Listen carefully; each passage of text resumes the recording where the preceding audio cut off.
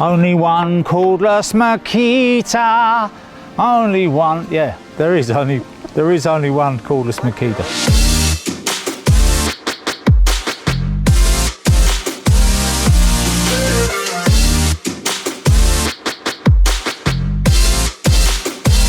Hello, I'm Roger Bisbee from Skill Builder. I've got another track saw here for you, another one in our long line of reviews of track saws, which will lead to our showdown in the end when you've had a look at them all. But we're testing these machines one by one and putting them through their paces, not our paces, their paces, our paces, yeah. So what we've got here is a cordless Makita track saw. I'm very happy with the corded version that I've had for many years, but this is something else. This is running on the 18-volt battery system. I'm going to take those out because I'm going to play around with a saw and I don't want to lose a finger while I'm doing that. Do you know what? I've had tight Makita batteries in the past. It seems to be one of those things. I had a battery once that I had to file down to get it out, right? What is it about Makita batteries? Some people make them loose, some people make them tight. And Makita made these ones tight. So I've been running these on 3 amp hour batteries, by the way, which is just a couple that I had because this machine arrived naked and I shopped around. I pulled one of the batteries out of my other tools and it was a dud. I couldn't use it, so that was one of the reasons why this was delayed while I went and found myself 2 good batteries. But you put them in, they've got a charge indicator at the back here so you can tell the status of your batteries before you use it. Plugging those 2 batteries in will give us 36 volts. So there's nothing fantastically sophisticated about this machine. It's reasonably powered, I'd say, but not amazingly powered, and it's got a thin curved blade on it, so that blade there is thinner than a normal blade. So if you had a circular saw, Makita circular saw, you'd find a thicker blade, and if you had a corded machine you'd find a thicker blade. But for this, because they want to minimize the amount of stock you take out, obviously to save the batteries and save the motor, that's how they achieve it, by putting that thin curved blade in. Having said that, it's a beautiful blade. I mean, it really does produce a lovely fine cut. So if you're doing things like worktops and so on, and you really don't want to break out, you want to minimize that breakout, then this saw is very, very nice at doing that. So let's go out and give this cordless version a try. So this is the Makita cordless, but we haven't got a cordless dust extractor. So we've got to plug in and we've got to do that physically because there's no Bluetooth between this and the dust extractor.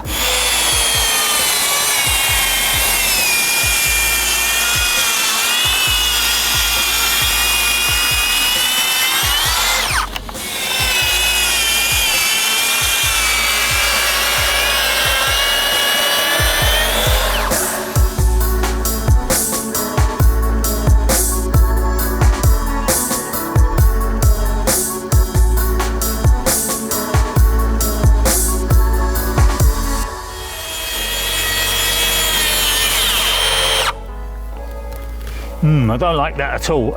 What's happening there, funnily enough, let's just remove this a minute. What is happening is that blade is spinning on the fixing, so I'm going to try tightening that. But I think what it is that it's stalling basically in the cut, and instead of the motor burning out, is acting like a bit of a clutch, if you like.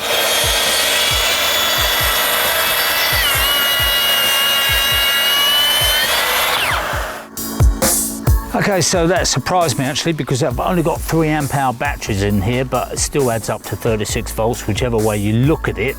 And it did finish up doing 14 meters of worktop, linear if you like. I had to kind of nurse it through there, coax it through. It did struggle a bit all the way, and what I found is it was stalling and the blade needed tightening on a little bit more, really needed cranking up. Now I reckon that slightly loose blade, if you like, that ability for the motor to spin while the blade's jammed still, is probably a kind of a clutch in a way, because it saves the motor burning out. You'd expect some kind of protection on the motor to stop that happening anyway with a modern Makita machine, but you know, it's a reasonable machine. It does the job. This is probably quite a hard test for it. Certainly going through sheet material, plywood, MDF, that kind of thing, it wouldn't struggle for you and it would do the job. So I ran it on 3 amp hour batteries, but you can do the maths. You can scale that up to 5 amp or even 6 amp if you like. So on 6 amp we would reckon that we were going to get 28 meters of worktop cut out of it, that kind of thing. Let's not be too precise, because if it's a few meters here or there, that's not going to make a difference to whether you buy this machine or not. So if you're running 18 volt Makita platform already, you haven't got to go out and buy anything fancy to make this 36 volt machine work. It's a good option and it doesn't cost a fortune.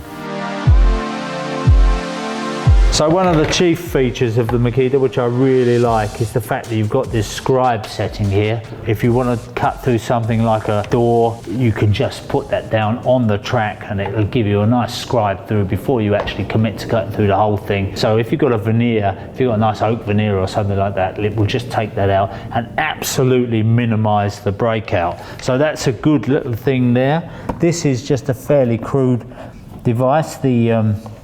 The selection of your depth, so you just add 6 millimeters.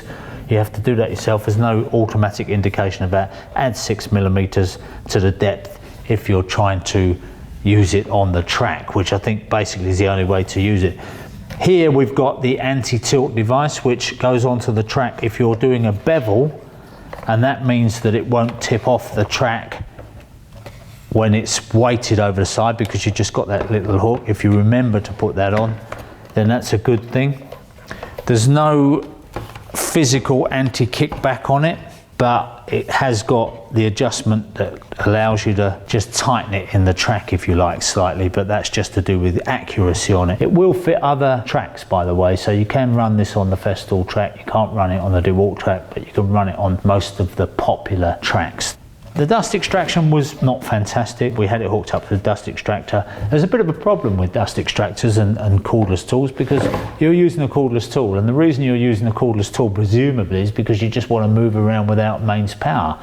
So you then need a cordless dust extractor, and in order to get the machine to talk to the dust extractor so that it switches on and doesn't waste your battery, just switches on when you need it, you need Bluetooth between the two. This is only just beginning to come in now. But the one I really like, by the way, you can get a nice little backpack dust extractor, which is brilliant, because then you just have the hose there and away you go, and you can walk around site with your backpack on and your saw. So that's a really good idea, and I hope to see more of those sort of things coming in the future. But for now, that to me is the little bugbear, that a lot of the time you're using a corded dust extractor. Of course, the M-Class, quite expensive, so more money to fork out.